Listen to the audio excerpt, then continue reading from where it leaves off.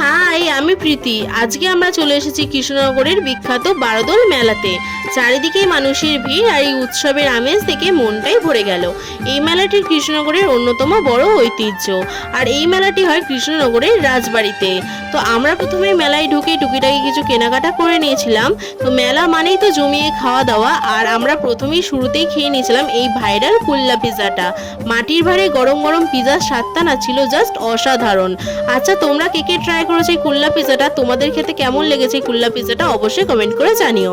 তো এরপরে খেয়ে নিয়েছিলাম চিকেন মোমো, আর চিকেন মোমোটা জাস্ট অসাধারণ ছিল খেতে। তো এরপরে চলে গেলাম সেই বহু প্রতীক্ষিত সুনামি নাগরদোল্লা দেখতে।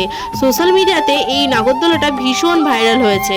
দূর থেকে দেখে যেমন গায়ে কাটা দিচ্ছিল, সামনাসামনি দেখে কিন্তু তেমনই গায়ে কাটা দিচ্ছিল।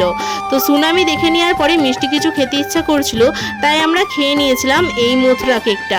মথুরা কেকটা যেহেতু একটু মিষ্টি মিষ্টি হয় আর এই ফ্লেভারটা আমার ভীষণ ভালো লাগে, তাই মথুরা কেকটাই খেয়ে নিয়েছিলাম।